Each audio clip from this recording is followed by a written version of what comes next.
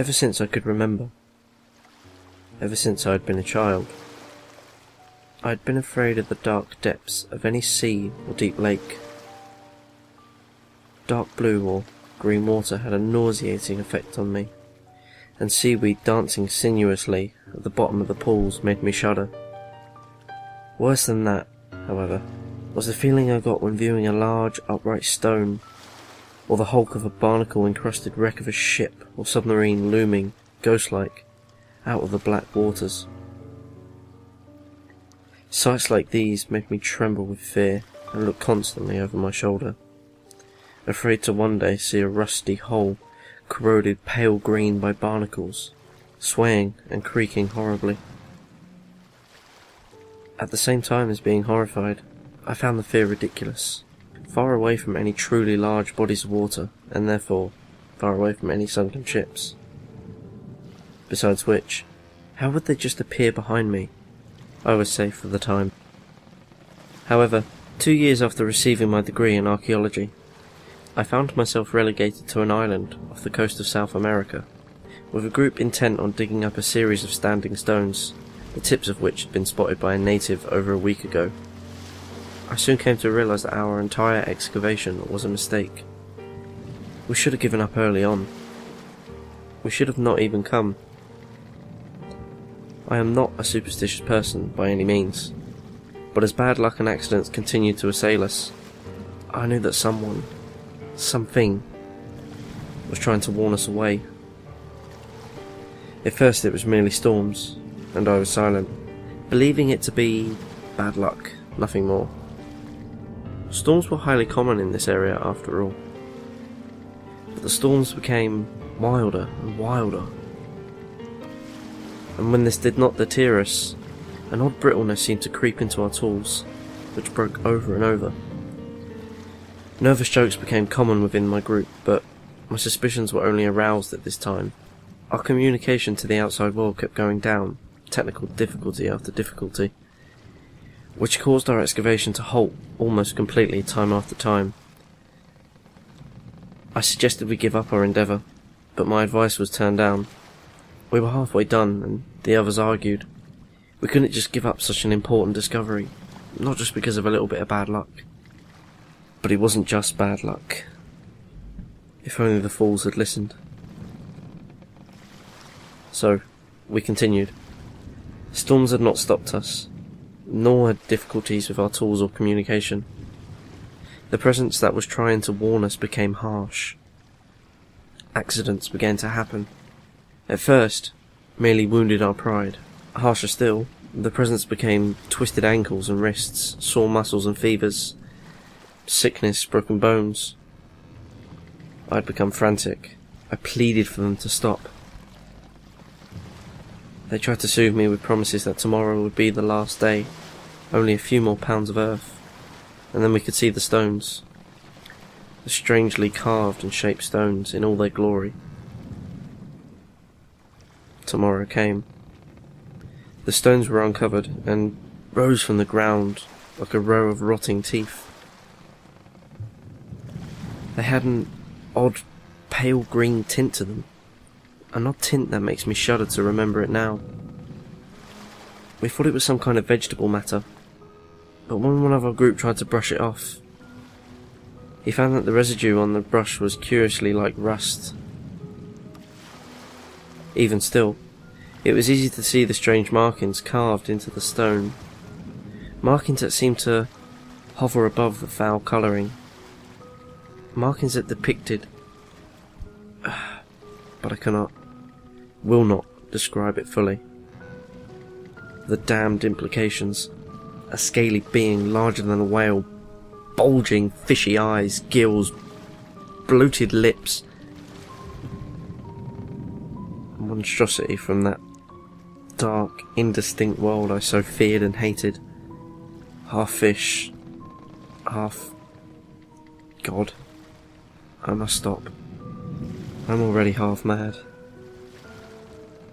A figment of my imagination from a long-dead culture. After realising that this was all it could be, the group breathed easier. Silly to be so fearful of an obviously fake being, created by people who were merely thankful to the bounty of the ocean. That deep, dark, hateful ocean. The day passed quickly. No accidents, no bad luck, no difficulties. We contacted our base in Washington, preparing transportation of the stones. We stood around our discovery, unease replaced by a moment's pride, sharing opinions and hypotheses about our megaliths. Perhaps, after all, we had been merely jinxed. If only that was the case. That night I was to realise that our luck had not changed, but had merely worsened.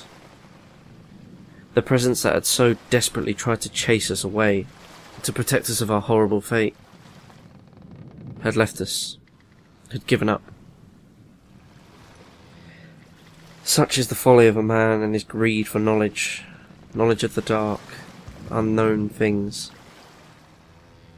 Things that mankind should not awaken, things that mankind has no earthly right to know about, lest madness wrap around us and drag us screaming into the black abyss.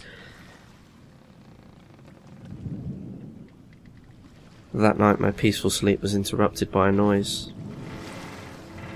A noise that haunts me right now as I struggle to keep quiet, try not to scream and alert it to my hiding place. A noise that has, however, strengthened my resolve to end everything after my tale is told. The world must know that some things are better left alone. I awoke slowly, not realising what had jarred me out of my dreams at first. But as my grogginess faded, and the noise grew louder, it was coming closer. I began to shiver beneath my light cover. The creaking. Creaking of a rusty ship looming out of the dark behind me. I darted out of the tent, looking wildly around for the thing that could make such a noise on dry land. Left, right, up. And when I saw the monstrous sight, looming over the trees, staring with its glazed, bulging eyes, its mouth with the puffy, obscene lips parting to make that sound, a wild scream tore from my throat and I ran. I ran from it, leaving my comrades behind like a coward. I can only pray that they were able to run, to hide, and if not, to get away. I pray their end was quick and painless.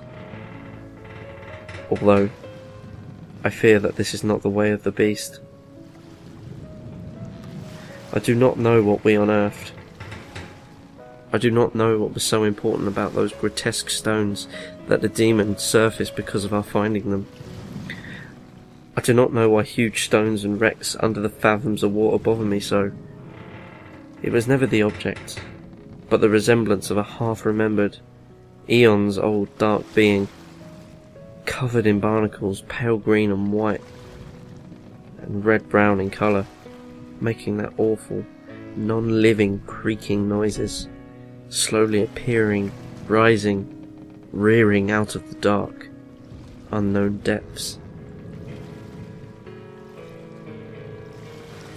I am thankful I sleep with a pistol. Now, I will end it. For I know that there is no chance of escape. Even if I could, what of my sanity? I have seen the thing.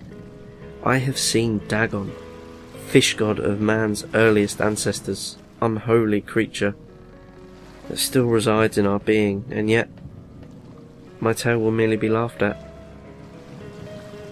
I will be confined to an asylum. So, I will put the gun to my head and pull the trigger.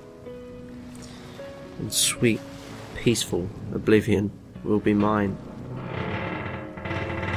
The creaking. It's so close. I would have been fine.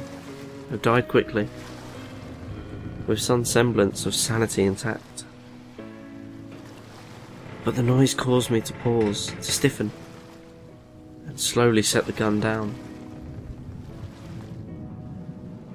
I continue to write because I do not want to give into my maddening desire to look over my shoulder. But I must look. even though I could pick up the gun right now and end it all without looking. Because I know what I shall see. My greatest fear will be realised once I finish this sentence. When I turn and look, I will see a rust-coloured body, corroded pale green by barnacles, swaying, creaking horribly.